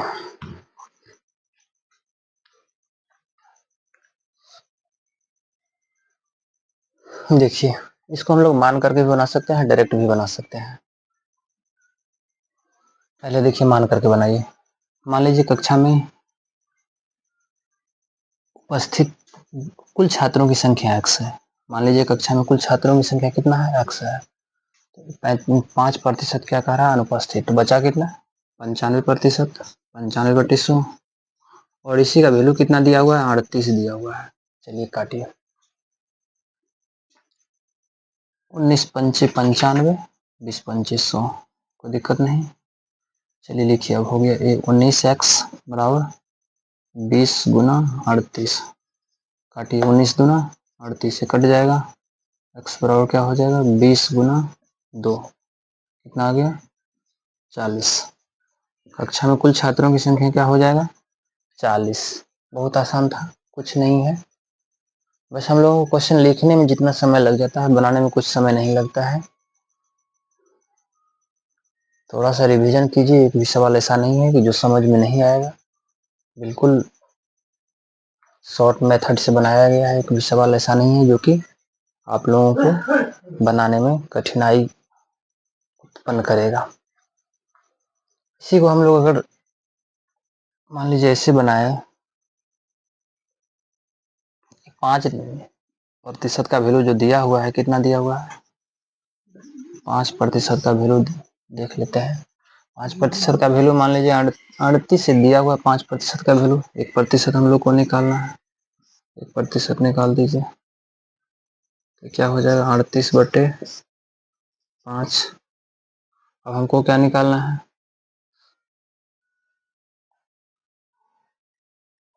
40% का वैल्यू निकालना है। कितना का निकालना है?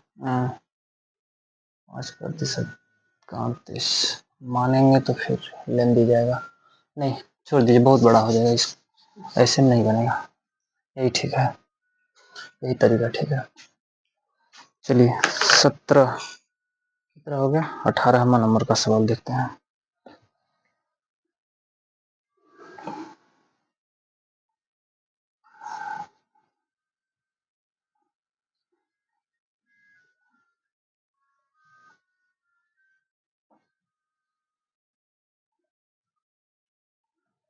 अठारह नंबर में देखिए क्या कहता है। 540 रुपया पर 6%, 18 नंबर, 540 रुपया पर 6% की वार्षिक दर से, की वार्षिक दर से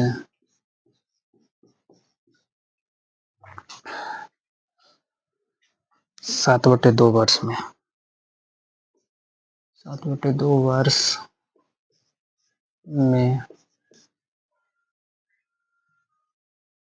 प्राप्त होने वाला साधारण ब्याज क्या होगा?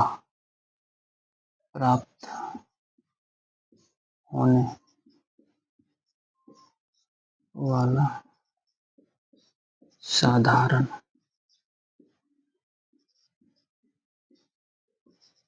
ब्याज क्या है? हो गया। चलिए बनाते हैं इसको। क्या कह रहा है? इसका मूलधन कितना दिया हुआ है? 540 रुपया। दर दिया हुआ है 6% और समय जो दिया हुआ है 7/2 वर्ष, यानी 3.5 वर्ष दिया हुआ है। चलिए बनाइए। साधारण ब्याज का फॉर्मूला क्या होता है? लिखिए, SI, सिंपल इंटरेस्ट बराबर होता है PRT अपॉन 100। P से मूलधन होता है, R से दर होता है और T से क्या हो जाता है? समय हो जाता है। चलिए इस पर सेट कीजिए इसको। कितना दिया हुआ है मूलधन? 540 रुपया। दर क्या है? 6%। और इस समय कितना दिया हुआ है? 7/2 साल। पूरे में बट्टे देकर के लिखिए 100। अब ये 2 जो है कहाँ आ जाएगा? नीचे। उल्टे का 2 कहाँ आ जाएगा? नीचे। तो इसको हम लोग ऐसे लिख सकते हैं। क्या लिख देंगे तब इसको हम लोग? 540 गुना 100 6 गुना 7/100 गुना 2। ठीक है, अब काटिए। जीरो के साथ जीरो कट जाएगा और कटिया कौन सा कटेगा देखिए।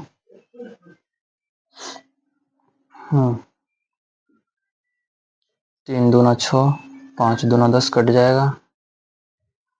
अब काटिए। इस 2 से 27 दूना 54 कट जाएगा और देखिए कौन सा कटने वाला है।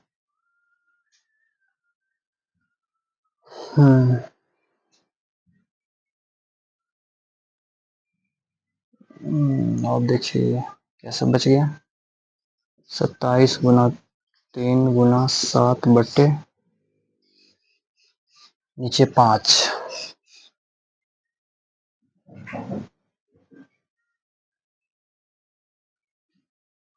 27 दिया 81 कर दीजिए गुना। 27 को 21 से गुना कर दीजिए। 7 2 14, 14 2 16, 2 दूना 4 1 5, 500, 567/5। बस यहाँ पर भी छोड़ सकते हैं इसको। अगर इसको हम लोग भाग देंगे तो क्या आएगा? भाग देंगे तो 113.4 आएगा। यहाँ पर भी आंसर छोड़ सकते हैं, कोई नहीं काट सकता है। इसको भी आंसर छोड़ दें। अब देखिए आंसर कैसे हम लोगों को किया जाता है, करना होता है डील। अगर मान लीजिए 4 ऑप्शन दिया हुआ है, मान लीजिए option A B C D। इस 4 ऑप्शन में मान लीजिए यहाँ पर लिखा हुआ है 567/5। दूसरा में लिखा हुआ है 600/5। तीसरा में लिखा हुआ है 912/5। चौथा में लिखा हुआ है 400/5। तो हम लोग को क्या करना है? अगर बट्टे में दिया हुआ आंसर तो हम लोग को बट्टे में ही छोड़ देना है। अगर दशमलव में दिया रहेगा तो यहाँ तक अगर हम लोग ला लेंगे तो इसको दशमलव में भी लाएंगे। वो क्वेश्चन के आंसर के हिसाब से इसको किया जाता है, आगे प्रोसेस किया जाता है इसका। क्वेश्चन अगर बट्टे में दिया हुआ आंसर लास्ट में जाकर आंसर अगर बट्टे में छोड़ दिया है तो इसको हम लोग भी बट्टे में ही छोड़ देंगे। अगर दशमलव में ला लिया है, ऑप्शन दशमलव में है, तो इसको भाग देकर के दशमलव में ला करके तब मारेंगे टिक। चलिए उम्मीद करते हैं कि अच्छा समझ में आया होगा, कोई दिक्कत नहीं होगा सवाल में। अगला सवाल देखते हैं। 19 नंबर का सवाल।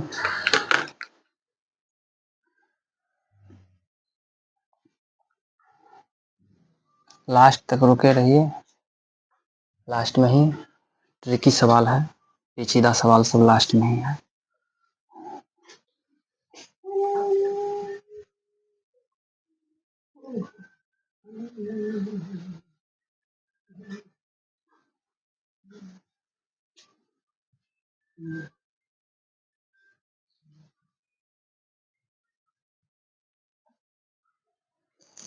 सवाल नंबर 19।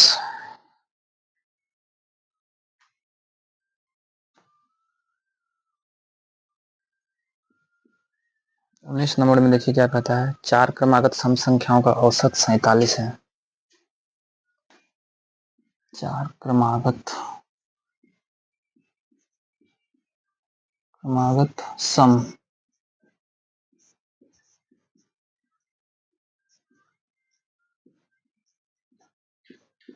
संख्याओं का औसत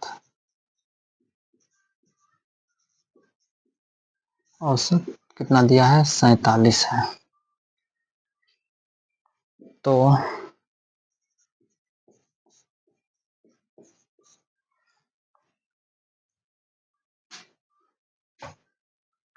सबसे छोटी और सबसे बड़ी संख्या का अंतर क्या होगा। सबसे छोटी तो सबसे छोटी और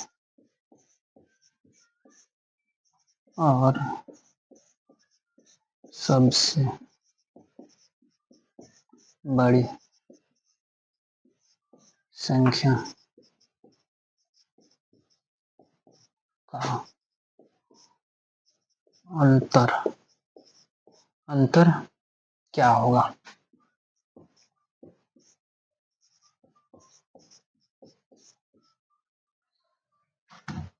कोई दिक्कत नहीं यहाँ तक, अभी तक सवाल लिखा गया है। देखिए क्या कहता है, 4 क्रमागत सम संख्याओं का औसत कितना दिया हुआ है। औसत जो है इसका 47 दिया हुआ है। कितना दिया है, 47। तो लिखिए यहाँ पर,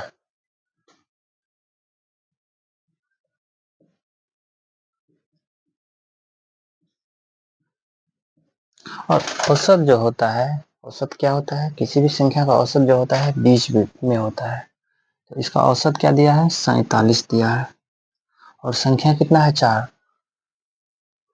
औसत जब बीच में होता है, संख्या 4 दिया हुआ है, यानी 4 संख्या का औसत मांग रहा है। तो इससे स्पष्ट हो गया कि 2 ठो संख्या इधर बैठेगा और 2 ठो संख्या इधर बैठेगा। क्लियर है यहाँ तक। अब देखिए संख्या कौन सा बैठेगा, अब उस पर हम लोग पहले मंथन करते हैं। संख्या कौन सा बैठना है, जब भी बैठेगा तो कौन सा संख्या बैठेगा, सम संख्या बैठेगा। 47 तो सम संख्या नहीं है, तो इससे पहले कौन सा संख्या है, इससे पहले जब बैठाएंगे तो पहले वाला सम संख्या देखेंगे कौन सा सम संख्या होता है, 46। 46 से पहले कौन सा सम संख्या होता है, 44। चलिए अब 47 के बाद आइए, 47 के बाद सम संख्या क्या होता है, 48। और 48 के बाद फिर सम संख्या क्या होता है, 50।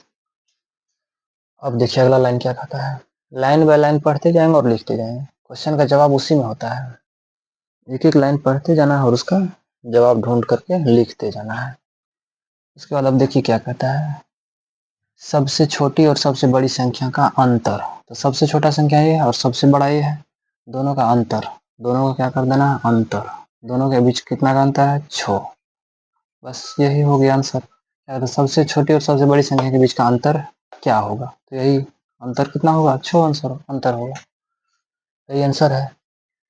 उम्मीद करते हैं कि अच्छा समझ में आया होगा। कुछ नहीं है इस टाइप के सवाल में, एक बार फिर सुन लीजिए क्या था। 4 क्रमागत सम संख्याओं का औसत 47 है, तो सबसे छोटी और सबसे बड़ी संख्या का अंतर क्या होगा। हम लोग सबसे पहले क्या करेंगे, जो औसत दिया हुआ, यानी औसत जो होता है बीच बीच वाला संख्या, हम लोग को औसत पहले लिख लेना है। उसके बाद देखेंगे इससे पहले अगर कहेगा सम संख्या कहेगा तो सम संख्या खोजेंगे, विषम संख्या कहेगा तो विषम संख्या खोजेंगे। तो 47 से पहले सम संख्या क्या होता है, 46। 46 से पहले फिर सम संख्या 44, फिर 47 के बाद देखेंगे, 47 के बाद सम संख्या 48 और 48 के बाद सम संख्या क्या होता है, 50। अब कहा है सबसे छोटा और सबसे बड़ा के अंतर, सबसे छोटा 44 है और सबसे बड़ा क्या है, 50। दोनों के बीच का अंतर कितना होगा? 6। बस यही इसका आंसर हो गया। बहुत आसान क्वेश्चन था। चलिए अगला क्वेश्चन देखते हैं, 20 नंबर क्वेश्चन।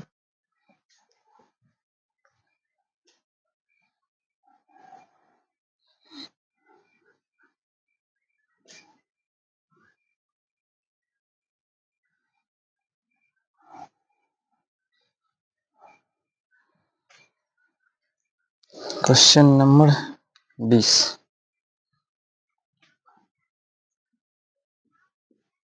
Last question. इस सेशन का क्या है? लास्ट। इस सेशन का लास्ट क्वेश्चन है। देखिए क्वेश्चन क्या कहता है, एक रेलगाड़ी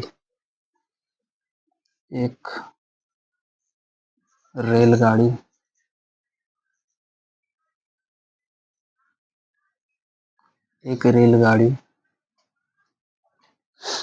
अररिया से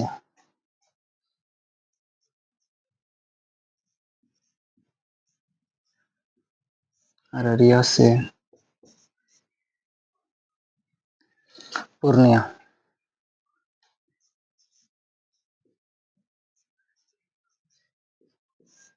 एक रेलगाड़ी अररिया से पूर्णिया 60 किलोमीटर घंटा की गति से 60 kmh यानी किलोमीटर घंटा की गति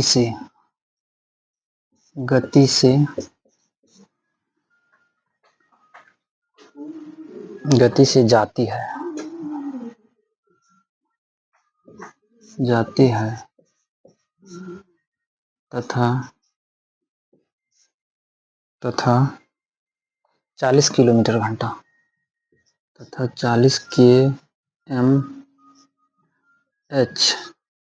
40 किलोमीटर घंटा की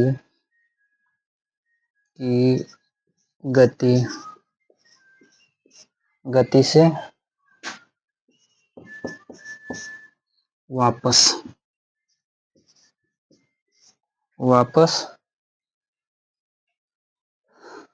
आ जाती है।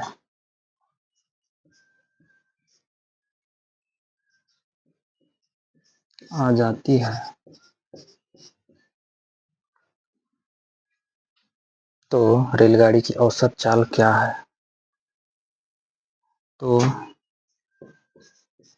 रेलगाड़ी की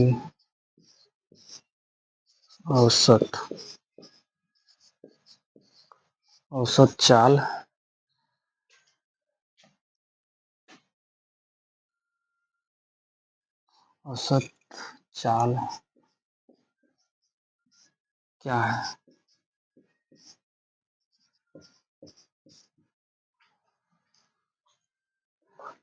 तथा जाने वाली चाल और औसत चाल के बीच कितना अंतर है? तथा जाने वाली चाल और औसत चाल के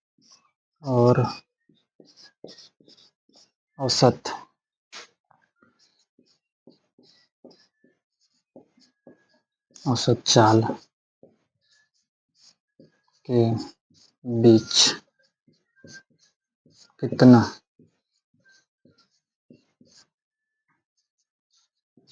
अंतर है? ठीक है, सवाल तो देखने में बहुत लंबा चौड़ा लग रहा है लेकिन बहुत आसान है। चलिए कोशिश कीजिए। देखिए क्या कहता है, क्वेश्चन को एक बार पढ़ लीजिए। कहता है एक रेलगाड़ी अररिया से पूर्णिया 60 किलोमीटर घंटा की गति से जाती है तथा 40 किलोमीटर घंटा की गति से वापस आ जाती है, तो रेलगाड़ी की औसत चाल क्या है? यहाँ तक एक क्वेश्चन बन गया, फिर यहाँ से एक क्वेश्चन और बन गया। कहता है तथा जाने वाली चाल और औसत चाल के बीच कितना अंतर है? एक क्वेश्चन यहाँ से भी बन गया। चलिए इसको हम लोग सबसे पहले डील करते हैं। औसत चाल पहले लीजिए। औसत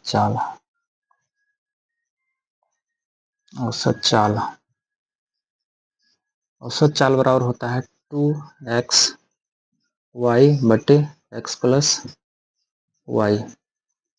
लिखिए ए जो है x का काम कर रहा है और ए वाई का काम कर रहा है 40 किलोमीटर और ये 60 किलोमीटर। तो लिख देंगे 2 गुना 60 गुना 40 बटे x 60 प्लस 40। देखिए 2 इंटू 60 इंटू 40। इस दोनों को क्या करना है, जोड़ देना है। जब भी इस टाइप का क्वेश्चन आवे, नीचे जोड़ या घटाओ या ऊपर कहीं रहे, तो जोड़ करके काटना है। ऐसा नहीं कि इस जीरो से इस जीरो, इस जीरो से इस जीरो काट देंगे तो ये गलती हो जाएगा। ऐसा नहीं, अभी ऐसा गलती से भी नहीं करना है। इस दोनों को जोड़ देंगे तो क्या हो जाएगा, 100 हो जाएगा। अब काटिए, इस जीरो के साथ ये जीरो कटेगा, फिर इस जीरो के साथ ये कट जाएगा, तो क्या सब बचा, 2 गुना 6 गुना 4, 2 6 के 12 चौका 48। इसका औसत चाल क्या हो गया, 48। इसका जो है औसत चाल क्या आ गया, औसत चाल हो गया 48। 48। अब देखिए क्या कहता है, दूसरा लाइन में क्या कहा था, जाने वाली चाल और औसत चाल के बीच का अंतर कितना था। जाने वाली चाल कितना था, 60 किलोमीटर घंटा था। तो अंतर लिख देंगे, फिर जाने वाली चाल और औसत चाल के बीच का अंतर, अंतर लिख दीजिए, अंतर अंतर 60 में क्या घटा देना है, 48, ये हो जाएगा 12। तो इसका आंसर हो जाएगा 12 और 48, यही इसका आंसर हो गया। उम्मीद करते हैं कि समझ में आया होगा, कोई दिक्कत नहीं हुआ होगा। अगर किसी भी सवाल में किसी तरह का कोई समस्या हुआ होगा तो कमेंट कीजिए, और कमेंट में क्वेश्चन को लिख करके भेजिएगा, उसका जवाब निश्चित मिलेगा। कमेंट में जिस क्वेश्चन में परेशानी होगा उस क्वेश्चन को क्या करना है, लिख करके भेजना है। और इस चैनल का नाम है बिहार।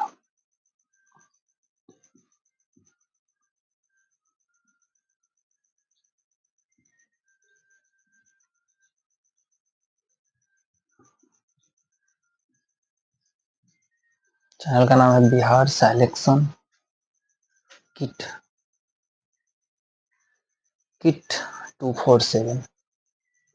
यानी इस बिहार सिलेक्शन किट 247, सिलेक्शन मतलब क्या कराएगा, सिलेक्शन कराएगा। क्या कराएगा, सिलेक्शन। और इसमें हम लोगों को क्या करना है, एक भी सवाल ऐसा नहीं है जो कि किसी न किसी एग्जाम से बाहर है, यानी सारा क्वेश्चन किसी न किसी एग्जाम में पूछा हुआ है। चैनल को क्या करना है, सब्सक्राइब कर लेना है और बेल आइकन की घंटी को ऑन कर देना है, जिससे कि आने वाले ऑल नोटिफिकेशन आप तक पहुंच सके। आज की सेशन को हम लोग यहीं पर समाप्त करते हैं, फिर मिलते हैं अगले सेशन में। तब तक के लिए धन्यवाद।